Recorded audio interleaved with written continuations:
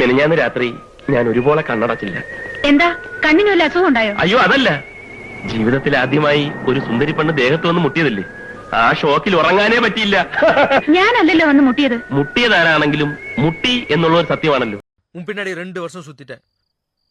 இதுக்கு மேல என்னால சுத்த முடியாது. சுத்துற அளவுக்கு நீ ஒன்னும் அவ்வளவு சூப்பர் ஃபிகர் இல்ல இல்ல.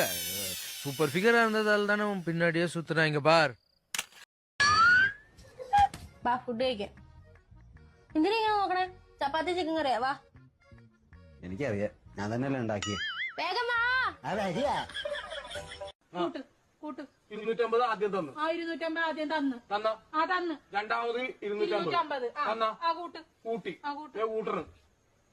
0 0 0. 0 5 5 10. 2 2 4. 4100 രൂപ. 4100. എന്നാ 0 കണ്ടിട്ടില്ല, ആദ്യമായിട്ട് കാണണ. അല്ല 5 5 10. പിന്നെ അല്ലാണ്ട് 20 ആവും. 4. മേലാൽ എന്റെ വീട്ടിനകത്ത് നീ കാല് കുത്തരുത്. കാലും കുത്തും കൈയും കുത്തും. ഞാനിവിടെ വരും, അവളെ കാണും, എനിക്ക് ഇഷ്ടമുള്ളതൊക്കെ അവളെ കാണിക്കുകയും ചെയ്യും. ചോര ഉണ്ടെങ്കിൽ തടയടാ. മതിയാ? എന്താ നിർത്തിയ? തള്ളണ, ഇനി തള്ളണ. ഈ നിൽക്കുന്ന കാലമാടനുണ്ടല്ലോ, ഡെയിലി സ്റ്റാറ്റസ് ഇടും. സ്റ്റാറ്റസ് ഇടാനാണോ ഡിവോഴ്സ് ചെയ്യണത്? ചോദിക്കുന്നത് അങ്ങനെയുള്ള സ്റ്റാറ്റസ് ഒന്നല്ല. ഈ മനുഷ്യൻ വീട്ടിലോട്ട് വന്ന ഉടനെ എന്നെ ചേർത്ത് പിടിച്ചിട്ട് ഫോട്ടോ എടുത്തിട്ട് സ്റ്റാറ്റസ് ഇടും ഭാര്യയോടൊപ്പം. നല്ല ക്യാപ്ഷൻ ആണല്ലോ. പിറ്റേ ദിവസം അതേപോലെ എന്നെ ചേർത്ത് പിടിച്ച് എന്റെ മക്കളെ ചേർത്ത് പിടിച്ച് ഫോട്ടോ എടുത്തിട്ട് ഒരു വീടാണ് സ്വർഗം. അതാണ് സ്നേഹം. അത് സ്നേഹം കൊണ്ടല്ല, ഇങ്ങനെ കാമുകിക്ക് സിഗ്നൽ കൊടുക്കാണ്, വീട്ടിലാണ് വിളിക്കരുത്. താങ്കളുടെ പേരിൽ ഒരു മാല മോഷ്ടിച്ച കേസുണ്ടല്ലോ. അത് കഴിഞ്ഞ മാസം റോഡരികിൽ നിർത്തിയിട്ടിരുന്ന ബൈക്ക് മോഷ്ടിച്ച ഒരു കേസുണ്ടല്ലോ. അയ്യോ, അത് കഴിഞ്ഞ ആഴ്ചയിലല്ലയോ?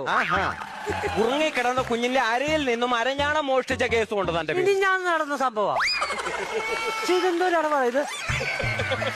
അതെല്ലാം കഴിഞ്ഞതല്ലയോ? ഞാൻ ചോദിക്കട്ടെ, എന്നെ ഇവിടെ 6 മാസം അകത്തിട്ടു. ഇവിടുത്തെ പോലീസ് എന്നെ തല്ലി പെറ്റി അടിച്ചു. ഞാൻ ഇതൊന്നും മനസ്സിൽ വെച്ചോണ്ടല്ലോ ഇരിക്കുന്നത്. ഇതെന്നും നടന്ന കേസാ. അത് കുറിച്ച് വെച്ചിട്ട് അത് വെച്ച് പെരുമാറുവാ. ലേഖേ, നമ്മുടെ രമേശിന് വേറൊരു പെണ്ണുമായിട്ട് ബന്ധമുണ്ട്.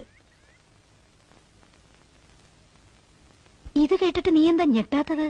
ഞാൻ ഞെട്ടി ചേച്ചി. ചേച്ചിക്ക് മനസ്സിലാവാഞ്ഞിട്ടാ. അല്ല, സ്വന്തം ഭർത്താവിനെ പറ്റി ഇങ്ങനെയൊക്കെ അറിഞ്ഞാൽ ഇത്രയും ഞെട്ടിയാ പോരാ. എനിക്ക് കുറച്ച് കഴിഞ്ഞിട്ട് ഞാൻ ഒന്നുകൂടെ ഞെട്ടാൻ ചേച്ചി. നീ എന്താ ഇങ്ങനെയൊക്കെ സംസാരിക്കുന്നേ? അല്ല, ഞാൻ ഓർക്കായിരുന്നു. എന്ത്? ഈ നാട്ടിൽ കിടന്ന എല്ലാവരുടെയും മുമ്പിൽ വെച്ച് രമേശ് ചേട്ടൻ ഇത്രയും കാണിച്ച കുവൈറ്റിലെ ചേച്ചിയുടെ സതീഷ് ചേട്ടൻ എന്തൊക്കെയാവും കാട്ടിക്കൂട്ടുന്നത്? അത് ഓർക്കുമ്പോഴേ എനിക്ക് വിഷമം. ഈ നിമിഷം നമുക്ക് പിരിയാം. നിന്റെ താളത്തിനൊത്ത് തുള്ളാനേ മരണം വരെ എന്നെ കൊണ്ട് സാധിക്കില്ല. അങ്ങനെ ഇപ്പൊ എന്നെ വഴിയിൽ ഇറക്കി വിടാന്ന് കരുതണ്ട. മരണം വരെ ഈ ബന്ധം ഞാൻ സമ്മതിക്കില്ല, ഒരിക്കലും സമ്മതിക്കില്ല. എന്തൊരു കഷ്ടമാണ് ദൈവമേത്. ഉടുമ്പ് പിടിച്ചതുപോലെയാണല്ലോ ഈ പണ്ടാറ എന്നെ പിടിച്ചേക്കുന്നത്.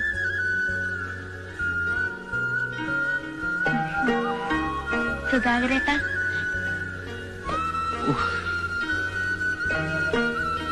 നമുക്ക് വീട്ടിലേക്ക് പോവാം. എന്തിനാ? സർക്കസ് കളിക്കാനാ? നിന്റെ മനസ്സിൽ 100,000 ദുഷ്ട. നല്ല രാത്രി മുഴുവൻ എവിടെയായിരുന്നടാ നീ? അതമ്മ, ഞാൻ ഇന്നലെ വിഷ്ണുവിന്റെ വീട്ടിൽ കമ്പൈൻ സ്റ്റഡി ആയിരുന്നു. സത്യം പറയടാ, എന്തുവാടാ നീ വലിച്ചു കയറ്റിയിരിക്കണേ? ഇതെന്താ വിശ്വാസം സംസാരിക്കുന്നത്? എങ്ങനെ വിശ്വസിക്കാനാണ്? നിന്റെ പഠിത്തം കഴിഞ്ഞ് 2 വർഷമായി. പിന്നെ നീ ഇപ്പൊ എന്ത് പഠിക്കാനാ പോയി?